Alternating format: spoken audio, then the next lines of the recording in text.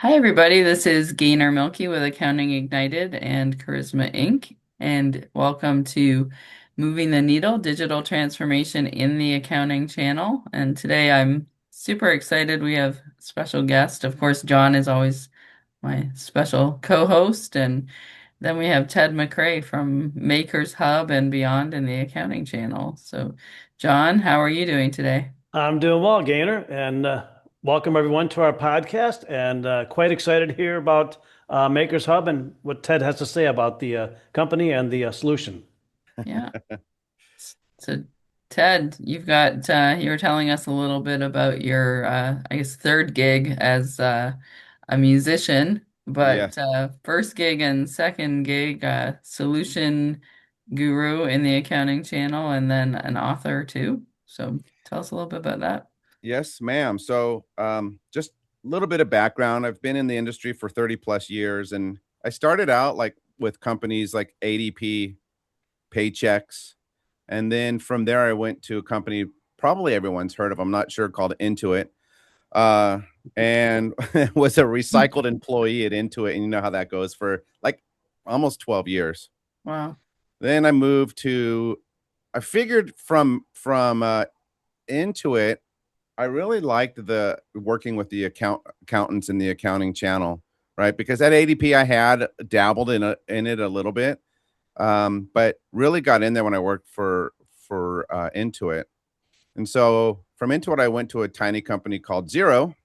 It Mm. was at the time. I was employee number 15 at Xero US, and that's where I really got excited about like working for startups. So went through a couple of startups, and now I'm here at Makers Hub because of the technology. I also call myself a self-proclaimed propeller head, which just means I'm a real tech nerd. Mm. Love everything about technology and AI and all that stuff. So when I saw the software at Makers Hub for accounts payable automation and just what they were doing with new like AI technology, I was blown away. And I left a career at Accounting Suite after about 8 years and said, I got to join this company and help them expand it. So that's a little bit about me. I also took all of that knowledge from selling all those years and with ADP and wrote a book for only for accountants. Well, it's not only. I Mhm. mean, anyone can read it, but it's basically not just to find and replace with the word like accountant to industrial salesperson. It was actually written exactly for accountants in my experience, not only with selling with ADP and the 500 plus hours of training, but also working with accountants and how they work, how they learn. So I created that book called Emotional Selling. Wow. Nice. So So with emotional selling for accountants, I know you and I have talked about this quite a bit. That's oftentimes selling is quite emotional for accountants. They don't want to do it, and it brings up Yeah. bad emotions.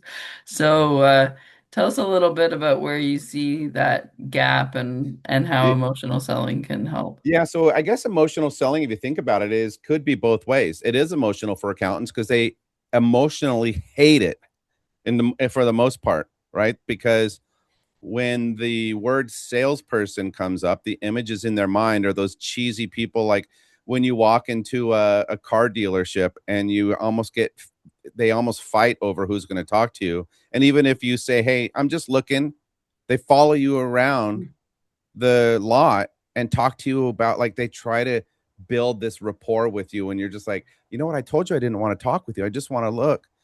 So accountants don't want to be that person because they're not that person. So emotional selling really is about being yourself and uncovering the emotion in your prospect that's going to help you sell better, present your solution better. We're always hearing accountants say, I don't know how to explain my value to my prospects. Mhm. Well, the problem is each prospect values something completely different.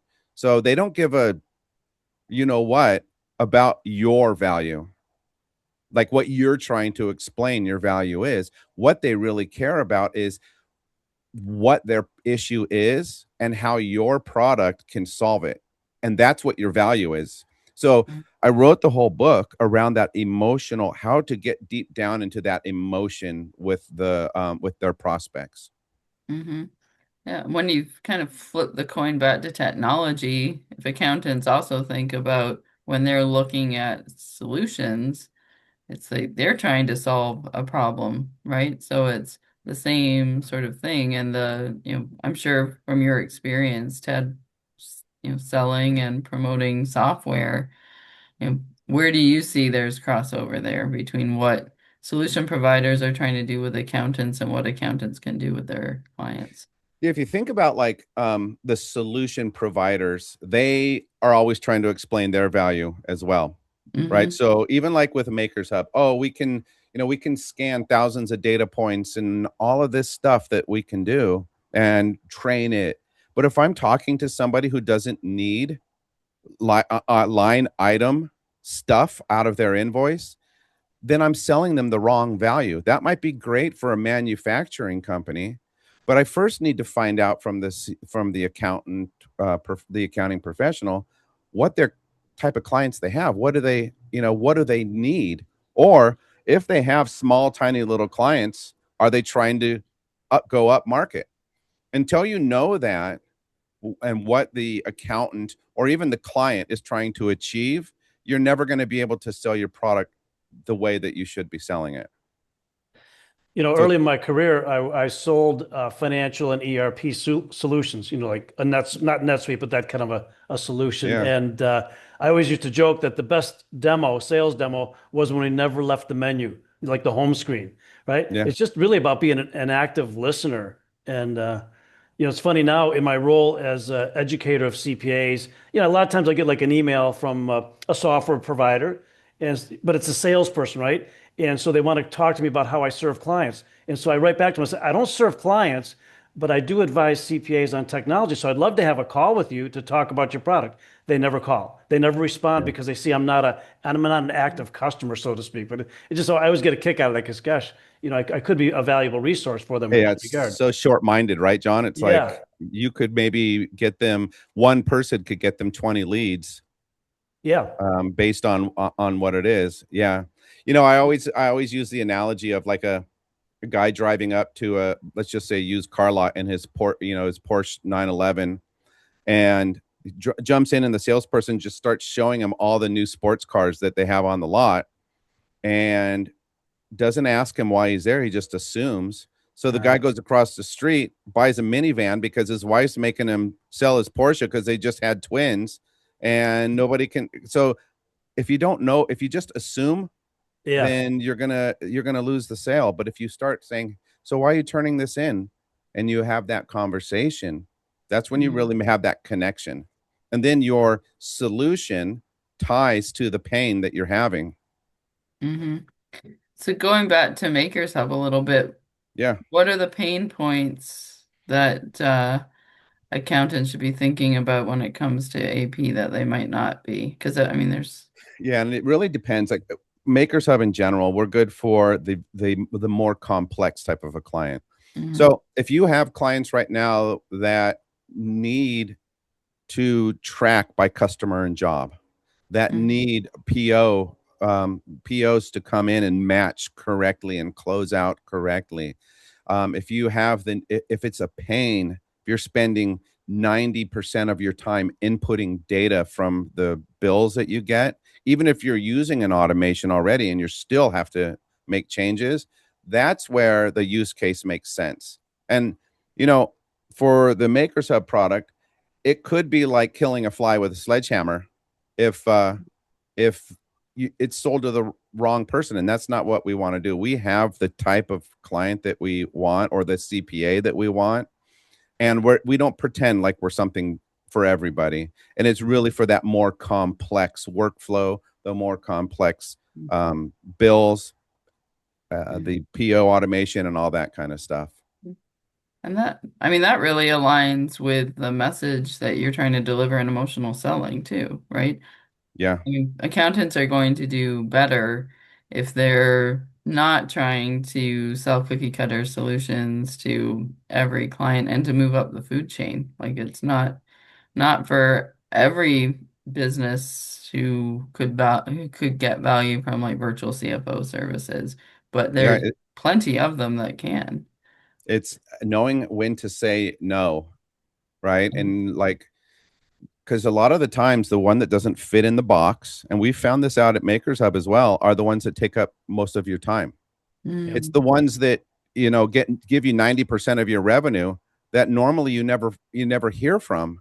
It's always those little guys that they're calling you all the time, and they're just making it so difficult. And if you went down and looked at your list of clients, those are probably the ones that you're the least obviously profitable from, because you're spending so much stinking time on them. And you're almost like, if you did an analysis, if you're value-based pricing and you do an analysis of really, like, which I know you're not supposed to do, but everyone does it, like time versus money that you're getting, you find out that you're making sometimes less than minimum wage working on those clients, and it's not Yeah. worth it. Just Right.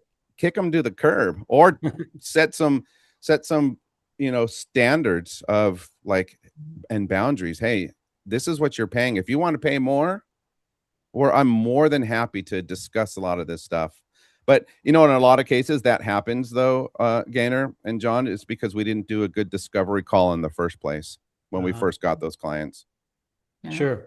So Ted, what is your ideal client? Would it be, do you go in and try to replace like an existing AP system, or are you more of a best of breed that integrates with the popular financials? Yeah. Where do you fit? Well, we fit right in that. So people that maybe they're using like a Bill.com or Emilio or one of those other ones, and they've outgrown it. It was great for what they needed it for. Or they're just, even with the automation like a Bill.com or whatever, there's so much that they do extra on top. And it's only scanning like 5 things, the total, it's scanning the vendor and the due date. And it's like, wait a second, I'm still adding all that detail so I can charge it to jobs. That doesn't make any sense when you can have the system do it automatically. Then we also get people in really large companies that don't have an AP process. They maybe have 5 or 6 people in their AP department, and they are the AP process. So they can like use those people somewhere else in their organization, or have them do more valuable things than making clickety clack on the keyboard, right? Because data entry in accounting as well, it's like what nobody ever says is there's no value in data entry whatsoever. Absolutely zero. There's a ton of value in the data, but there's no value in the actual physical act of entering in data. So let robots do it for you. There you go. So what do you find, Ted? Do you have a sense of, like, in your typical client, what percentage, because you talk about scanning the document, Yeah. what percentage of the documents are still paper-based? None. Like 99% are electronic one way or the other. So in our system, we don't really scan them. Our system kind of scans it, if you want to call it that. So Digitally. so probably Okay. 95% of our invoices or slash bills come in through email. Okay. Right. So they have their own email that just comes in.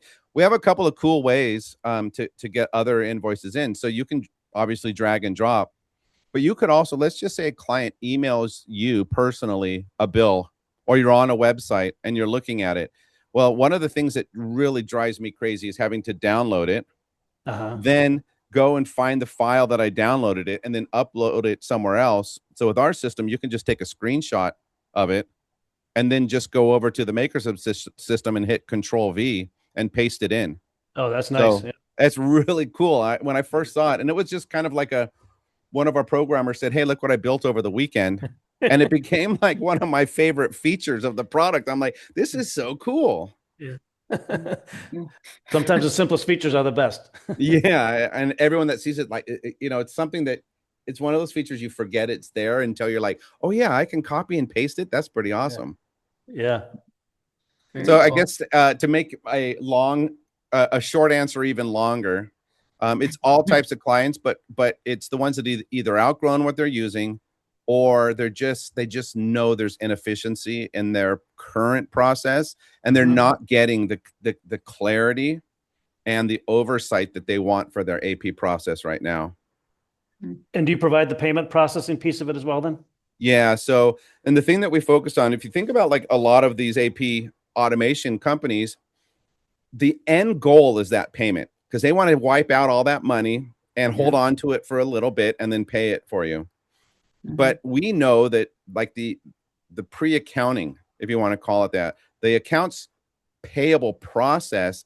So what happens before the bill is paid is almost more important than actually paying the bill. Paying the bill is the easy part. Yeah, we got all that. That's easy peasy. We have some really cool payment stuff, but it's that before process that we've really centered on.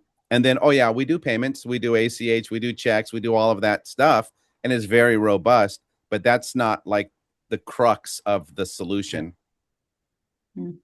Well, so with all of your insights from your time serving the accounting channel and the book You and make it sound like a prison sentence. well, depends on the day, I Yeah, guess. it really does depend on It the day, really right? does depend on the day. Um, where do you see the future of accounting tech and beyond, like for firms who are trying to navigate their way through like the shift Yeah. in AI and what clients want and a proliferation of solutions? Like Yeah, we've been talking about this whole like subscription based, value based, whatever the word is of the word du jour for it or the phrase du jour for a Mhm. very long time. I think that with the way that technology is expanding now, it's even more important for CPAs to understand that there's a limit to hourly pricing because we each only have 168 hours in the week, Mhm. right? So, and now our hours are even more productive because we have things like AI and programs to do all these things for us. So I really think the shift needs to be what I'm producing rather than how long it takes me to produce it. Yeah. Because a report that used to take us in this industry a half a day to produce can take us a half a minute if we have the right GPTs and the right process. So are you going to bill for a half a minute or are you going to just bill your normal monthly stipend? Right. So I think that's one of the biggest things. The more penetration of AI into this industry, the more important it is to express that the value comes from my knowledge, not from how quickly or I produce something. Mm-hmm. Yeah. I mean, that's really what I think because Right. it's only going to get more. It's only going to get more and more intelligent to where Mm-hmm. I think it's funny that a lot of the accountants and I read articles that say, "Is AI going to take over our job?" Well, the job wasn't typing in data in the first place. Right. The job was analyzing the data and making sure that you're producing and giving value to your clients. That value is going to shift from like here are your monthly reports to here's how we're forecasting. Here's what your cash flow looks like. Yeah. Things like that are more important to companies than here's the reports that they're never going to read. Right. It's the outcomes and how you help to move a business forward, right, in the right A hundred way. percent. I was always told that in every single client, they have two versions of their business, the one they Mhm. have right now and the one they wish they had. I love So that. if Mhm. if CPAs are able to focus on the one they wish they had more than the one they currently have, that's going to really help build that value. And if they can intelligently have those conversations with their clients, they're a step above the other their other CPAs in their area. Yeah, 100%. That's a great So, takeaway. uh, Ted, you before you came online, I believe you said you're very enamored with all things technology and what's going on with AI. So, obviously, all the rage these days is about agentic AI and AI agents. Where does Makers Hub in terms of bringing that kind of technology into the platform? Yeah, so we have a really cool new feature that so AI right now within Makers Hub, when we scan the bills, we index it, every single bit of data from a bill. And then we use AI to determine what that information is. So if you think about old OCR, it is pre-programmed what to look for, right? I'm looking for an invoice. I'm looking for this. With Makers Hub, we're using AI to tell us what's on that. And then does it match what we're looking for? Okay. Right. So is there a vendor? So we have all of these things, but we still store everything else. So that's one thing. And then you can use it to train the system like, oh, hey, I don't want you to scan the PO number. I want you to scan the project name as a PO number instead. So then you can train that. The other thing we're doing now is, especially for people that we're never doing it line item by line item, we now have the ability in a prompt to pull up a prompt within our product and say, hey, review my chart of account list for building materials and a product and building materials, whatever the list in the chart of accounts is.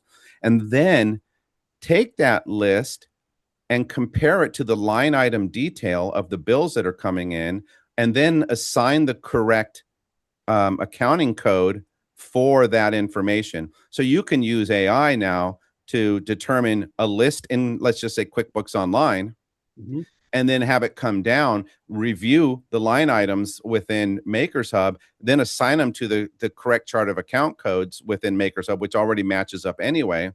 Then you can say, great, create a rule for that. And then the next time that bill comes in, all of those line items are already matched up, and you don't have to do anything. So those are some of the things that, being a company that's nimble like Makers Hub, can put into action, right? Like those little types of. So within our system, we're continuously looking at how can we have AI make this job better for people. Then what you can also do is say, hey, with all the stuff that you've scanned, review my list in QuickBooks or NetSuite or whatever it is, and suggest any other chart of account codes that might be good for me to input. Now, you're not going to be able to push those into QuickBooks or the other ones, because we want to keep that like pretty succinct, where it's just the chart of accounts coming one way. Right. But then you could just go into, and you could, print that list out and go into your accounting package and add those the ones that you want. Yeah, that's nice. That's a nice feature. Oh, wow. So no shortage of new tools in Makers Hub and tools for selling. With Ted, you're doing some road shows, it sounds like, too. So we'll have to doing watch road that. shows throughout the nation. There'll be 2-hour, or they're 3-hour road shows, but it's 2-hour sales training with 2 CPE credits. And at the end, we do a little happy hour as well to some pretty heavy duty sales training in there, and role plays and scenarios and stuff like that to help. It's basically based on the book that I wrote, and it's going to really first hour is about the technique. Second hour is about putting that technique into action. Yeah. So it's prospects to profits for accountants. There we go. Awesome. Nice. So where can we find you, Ted, when we either need Makers Hub or some at Makers Hub, I'm at T McRae at makershub.ai. Okay. And then that's probably the best place to find me right now. My book is called Emotional Selling. It's on anywhere you can find, Kindle for sure, on the Amazon Marketplace. And TG Publishing. And TG Publishing. Yeah. Awesome. Well, great. Are you going to pick up your guitar and play us a few chords? I won't put you on the spot, but I know that. Play Wagon Wheel by Darius. Oh, nice. Oh, I cannot hear it, unfortunately. I can't hear it. You know why? I think that Zoom has a filter for background noise, and I have to put on true. I had a guitar teacher for a while, and I always have to put it on the musician setting, and it's probably not on any longer. But anyway, tried. Sorry. That's very cool. Yeah, for sure. Yeah, I picked that up in between meetings and play a little ditty. I actually have chickens that come into my office and listen to me play while I if I'm sitting here playing, they'll come running in and they sit down and listen to me. It's like the Muppet Show almost, all Yeah, a those little bit, chickens and right? everything out there. I'm like, I want to come to Ted's office because it seems a lot Yeah, more interesting than mine. Yeah. hang out with the chickens. Awesome. Well, thank you so much, Ted. This was awesome. And John, do you have any parting words? Well, I just want to thank you, Ted, for taking the time to share your story with us, and hopefully Oh we see you yeah. down the road here somewhere. Yeah. Yeah, you bet. I appreciate you guys having me on as well. Yeah. Well, thank you. And thank you, everybody, for tuning in. And we'll hopefully have Ted and the chickens on again soon. Yeah. I'll put them in the background. All right. Nice. Thanks, Ted.